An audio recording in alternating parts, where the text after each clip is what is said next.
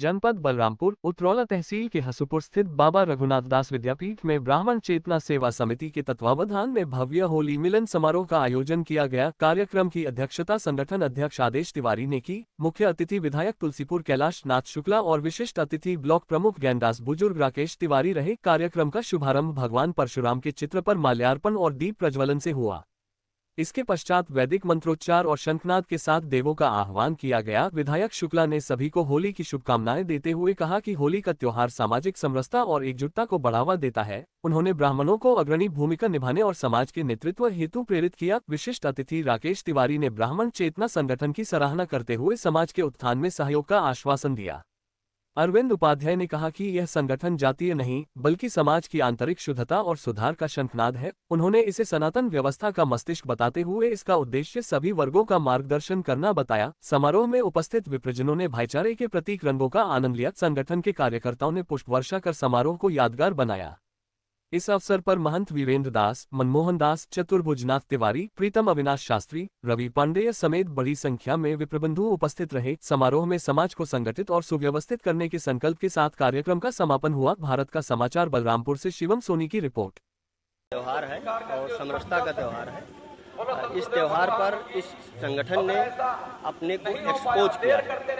Expose ये किया है कि अभी तक हम लोग गांव-गांव, घर-घर जाके कार्यक्रम करते थे, लोगों को जागरूक करते थे। तो ये पहला प्रोग्राम है जिसमें सब लोग इकट्ठे हुए हैं और एक भव्यता के साथ, दिव्यता के साथ इस कार्यक्रम को इसको एक्सपोजर मिला है। ये उद्देश्य था इसका। ये सिर्फ ब्राह्मण की साफ कहूँ तो ये ब्राह्मणों को केवल निमंत्रण दिया गया है और जो भी आया किसी को रोका नहीं गया है और सबका स्वागत है, लेकिन निमंत्रण केवल उनको दिया गया है। इसका भी कारण है, इसमें ये गिल्ट नहीं आनी चाहिए कि केवल ये किसी जातिवादी संगठन की तरह। ये जातिवादी संगठन नहीं है। इसलिए नहीं है क्योंकि ब्राह्मण को समाज का मुख माना गया है, मस्तक माना गया है। ये मान्यता है हमारे शास्त्रों में। इससे सहमति असहमति अलग विषय है। उस मान्यता को मानते हुए हम लोग इस मस्तक को सही करने का, उसको चेतना को जागृत करने का, ब्राह्मणों की चेतना अस्पष्ट हो, ज्वाजल्यमान हो, दैदीप्य हो, इसलिए ये कार्यक्रम किया गया है। और ये इसलिए भी है कि और इसका किसी जातीय संगठन से विरोध भी नहीं है। विरोध तो फिर क्यों है, प्रश्न उठता है। प्रश्न उठता है क्यों है, तो वो ये इसलिए क्योंकि मेडिकल साइंस के अनुसार जब अगर ऊपर कोई स्थिति गड़बड़ होगी तो नीचे अपने आप गड़बड़ हो जाएगी। और अगर नीचे सब कुछ सही रखना है तो इसका सही होना, मस्तक का सही होना अनिवार्य है।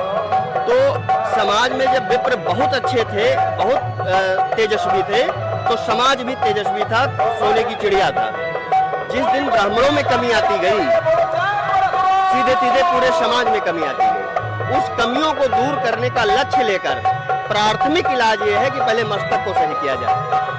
ये भाव इस कार्यक्रम का। और ये बात मैंने मंच से भी कही, माननीय विधायक जी ने भी ये बात कही और दोहराया कि ये जातीय संगठन नहीं है और विरोध का संगठन नहीं है।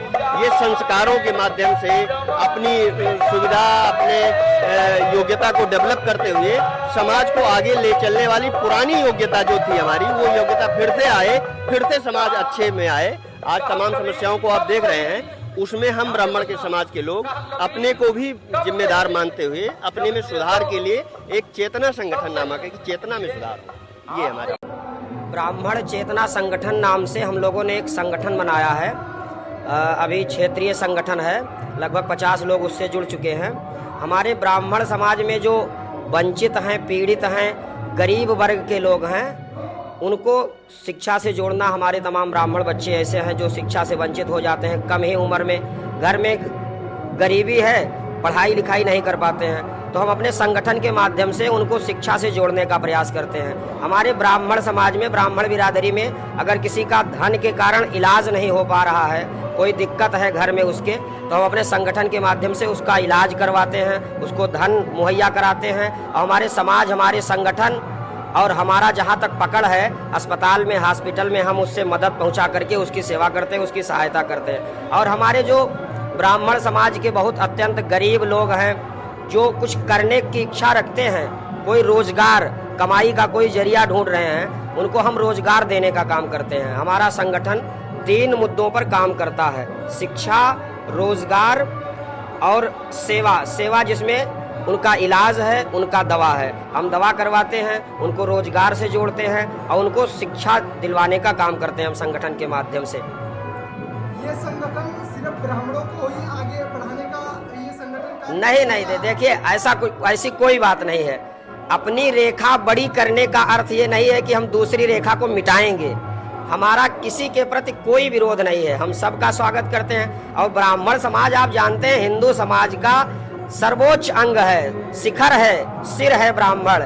और सिर अगर सुरक्षित रहेगा, एक्सीडेंट हो जाए आपका और सिर में कोई चोट लग जाए, पूरा शरीर खत्म, मृत्यु हो जाएगी। अगर सिर सुरक्षित रहे, सरकार कहता है हेलमेट पहनिए, कार में चल रहे हैं सीट बेल्ट लगाइए, सिर सुरक्षित रहेगा तो पूरा शरीर में कोई भी रोग हो जाएगा, शरीर में कोई भी दिक्कत हो जाएगी, टूट जाएगा कोई अंग, अगर सिर सुरक्षित है तो जीवन बड़े आराम से चल सकता है। तो ब्राह्मण सिर है। हमारे संगठन का उद्देश्य किसी समाज का विरोध करना नहीं है। हम अपने माध्यम से सबको आगे बढ़ाने का प्रयास करते हैं और सदा से सनातन काल से ही ब्राह्मण आगे रहा है, सबको लेकर के चलने का प्रयास करता रहा है। हम अपनी रेखा बड़ी कर रहे हैं, इसका मतलब ये नहीं किसी रेखा को हम मिटाने का प्रयास कर रहे हैं। हम सबको साथ में लेकर के चलने का प्रयास करेंगे। हमारे साथ जो भी चलने का प्रयास करेगा, हम सबको साथ में लेकर के चलने का प्रयास करेंगे।